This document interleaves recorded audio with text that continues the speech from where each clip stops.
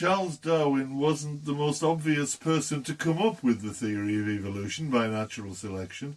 In fact, he was just as convinced of creation as everyone else in Victorian England. He'd heard of evolution, of course. The idea wasn't new to Darwin, he merely refined it. Charles Darwin's own grandfather had already written a book about evolution, and Lamarckian inheritance, the idea that animals acquired traits from their parents, had been developed years earlier. But Darwin, his big idea, if you will, was to illustrate the process by natural selection, a new understanding of how evolution occurred. He arrived at this conclusion by a roundabout route, beginning with his observations of animal breeders. Darwin understood, as did pretty much everyone, that it's possible to influence the characteristics of plants and animals by selectively breeding only from those specimens who have the characteristics you want to maintain.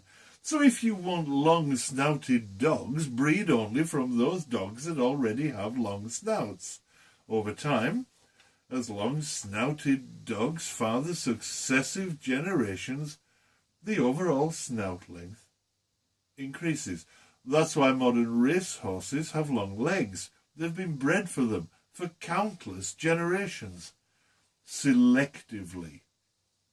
It wasn't until he visited the Galapagos Islands during his 5-year-long voyage on the Beagle that he saw evidence of the same selective breeding in the wild. Even then, when faced with the evidence, it took a long time for Darwin to grasp the significance of what he saw.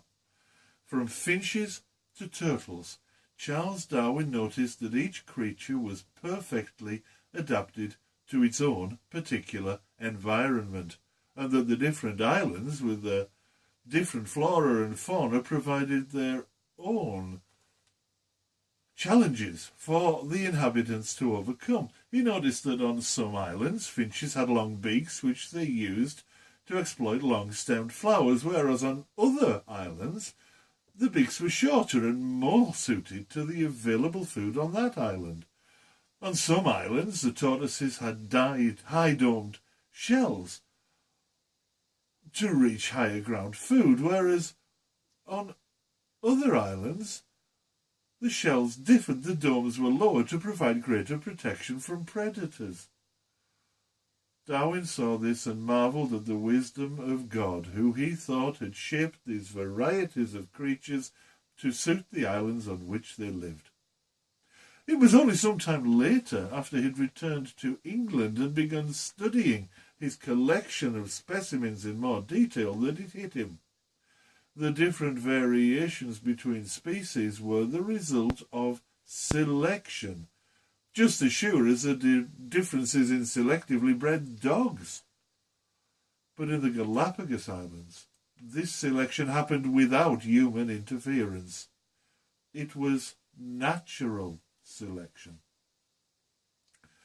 The process isn't all that different from selective breeding in animal husbandry. Some animals are allowed to breed because they have desired traits, longer legs, snouts, and these traits are passed on to the next generation, and again, those animals with the most desirable traits are allowed to breed to pass their characteristics on to the next generation. The process continues over many generations, and the desired characteristics become more and more prominent until eventually all of the animals in that particular species have the desired characteristic. Darwin's insight was to understand what made the difference between which animal was selected for breeding and so passed on their traits to the next generation. And the answer was surprisingly simple, at least surprising for Darwin. For most modern observers, with the benefit of 150 years of hindsight, it seems pretty obvious. Survival of the fittest. Life is hard in the wild, but some animals survive and some animals die young. Some die very young. Many die before they breed. Those that survive long enough to breed to produce offspring have the characteristics best suited to survival in their particular habitat. So on some islands, tortoises with high domed shells live longer because they can reach scarce food. Low-domed tortoises starve to death. However, in other islands, where food is easier to come by, high-domed tortoises are easy meat for predators. The selection isn't done by human intervention. It's a natural selection process that reflects the environment. The better suited an animal is to its habitat, the more likely it is to breed, and so over countless generations, the traits that lead to survival become more and more common. Eventually, all tortoise shells look the same because the other tortoises have long since died away. That, in a nutshell, is evolution by natural selection. It's what people mean when they refer to survival of the fittest. In the natural world, those animals most suited to their environment, the fittest, survive. And the weak, the less well adapted, die off. And dead animals don't breed. Sexual selection. Well, Darwin realised that if breeding was the key, then the animals that are most likely to breed are those most likely to pass on their traits to the next generation.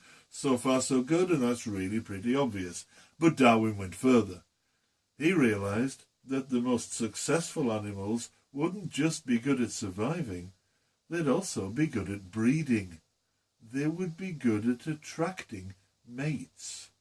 This was the insight that led to the concept of sexual selection.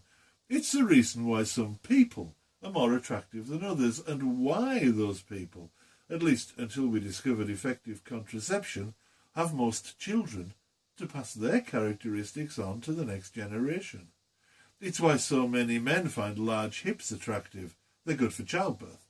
It's why so many women find physically strong men who are good providers attractive. It's why so many of the things we find attractive in the opposite sex are the way they are. Our preferences evolved in an environment, in truth in many different environments, where life was hard and successful breeding depended upon some very rudimentary characteristics like being a good hunter for men or having firm breasts for women. Both of these characteristics would dramatically improve the chances of offspring surviving. And so the most successful breeders were also seen as the most attractive. Therefore, they passed their own characteristics down through the generations until most of the characteristics that humans find attractive have become almost universal. This doesn't mean, by the way, that the modern world necessarily needs women to have good firm breasts or men to be good in a fight, another of the attractiveness standards.